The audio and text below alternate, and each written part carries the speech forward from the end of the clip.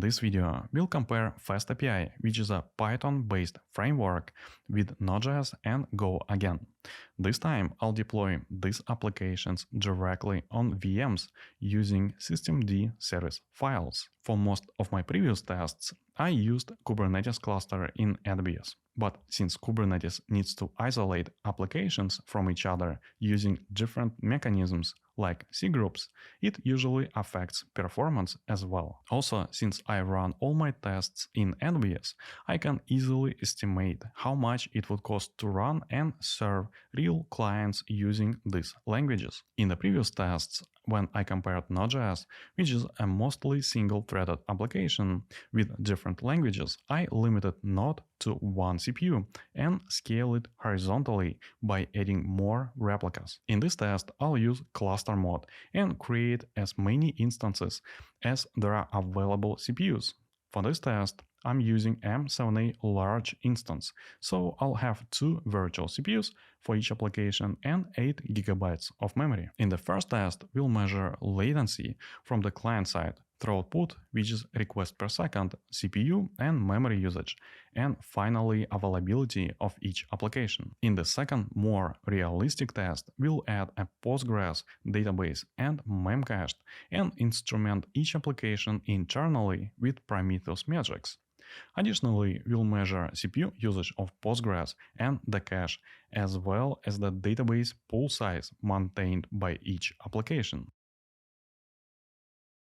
When you measure latency for your application, you generally have 3 options. First, you can measure it from the application itself, which sometimes is the only option you have. But the problem with this approach is that in your typical request path, you would miss a lot of components that can significantly increase the latency, like load balancers, proxies, sidecars, and so on. The better approach, and I think the most common approach, is to get metrics from the load balancer or reverse proxy that's in front of your application. Remember, our goal for collecting latency is to be as close as possible to what the client experiences.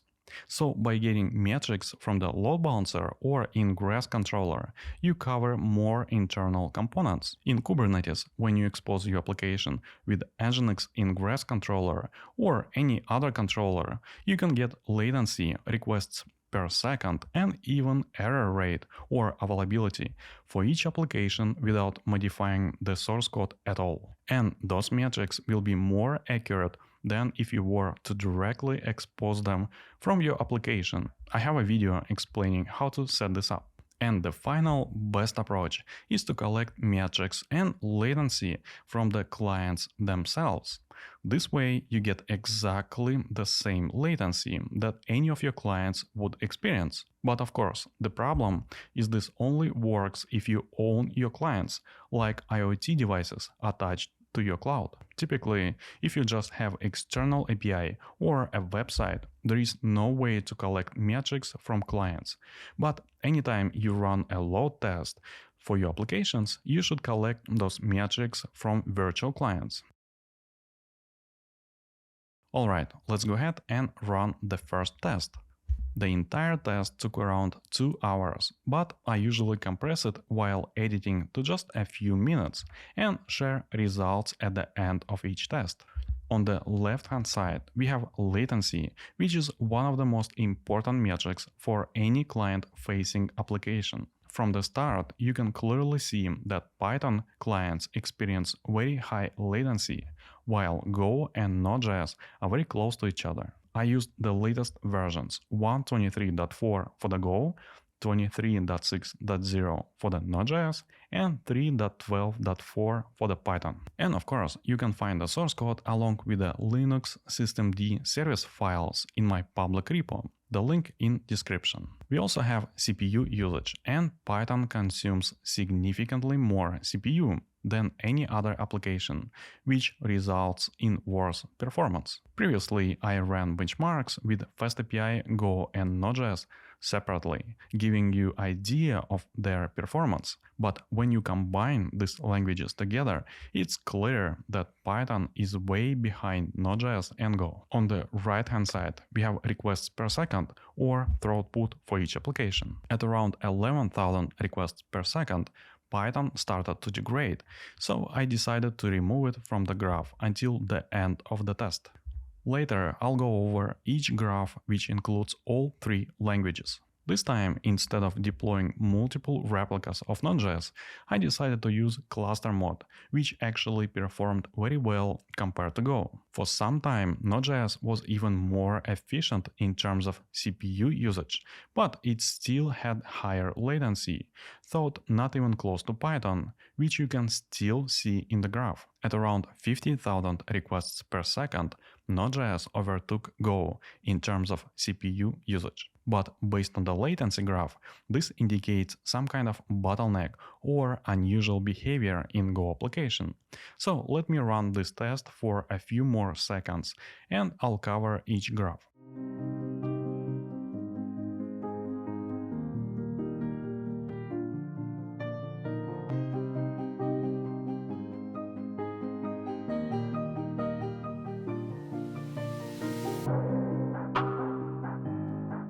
Alright, we have requests per second. If you compare this benchmark with others I ran on Kubernetes with the same compute, you'll see that VMs provide better performance. Instead of 60,000, the Go application reached almost 85,000 requests per second. Node.js reached around 80,000 and Python only managed 12,000 requests per second. Next, we have latency, which we measure using P90 percentile. And as you would expect, Python is the slowest application. But Node.js and Go performed incredibly close to each other. And for some time under load, Node.js was even better than Go. I used the standard library for both Go and Node.js in this test, as well as for the second test. Next, we have CPU usage.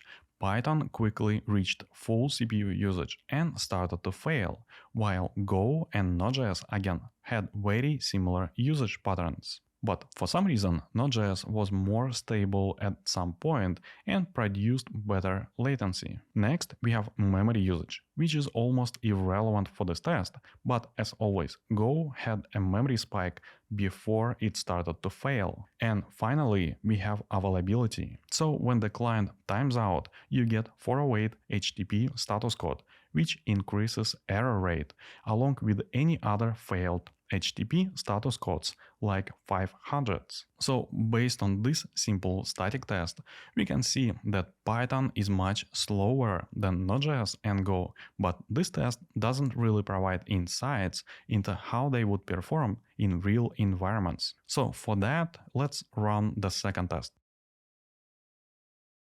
This time, we measure latency for the entire POST request from the client side, as well as latency from the applications to measure database and cache operations. On the right-hand side, we have CPU usage of Postgres and Memcached, along with a connection pool size, which is maintained by each application but limited to 500 each. So this test more or less simulates a real-world use case. You can clearly see that Go performs better than any other applications. When it comes to creating and building real applications that involves a lot of network operations like database and cache, Go is still one of the best languages out there, and it's very beginner-friendly compared to Rust, for example, which can perform better but has a steep learning curve. At around 3,500 requests per second, Python started to degrade, and once again I removed it from the graph for the remainder of the test. Let's see which application, Node.js or Go, would perform better at the end. Let me run this test for 1 more minute.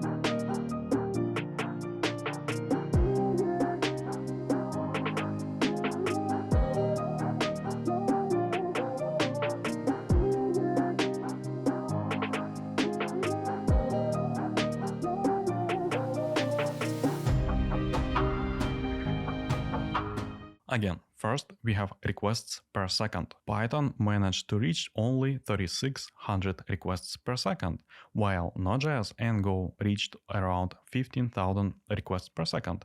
But Go was much more stable in this test. It appears that Go can better manage network requests, but Node.js is still very close. By no means, if you use Node.js, I don't see a big difference or a reason to switch, especially if you're using the latest Node.js versions. They're incredibly fast. Next, we have latency for the post request. And again, Python is the slowest and Go is the fastest application. Next, we have database insert latency, then cache set operation latency, CPU usage of applications, CPU usage of Postgres and Memcache, connection pool size, and finally we have memory usage. So based on the results, Go, as expected, performs better than the other languages. But if you use Node.js, I think you can just keep using it, especially if you're a full-stack developer and use JavaScript for both front-end and back-end. So let's calculate how much it would approximately cost to run those applications. We know that each VM costs around $85 per month.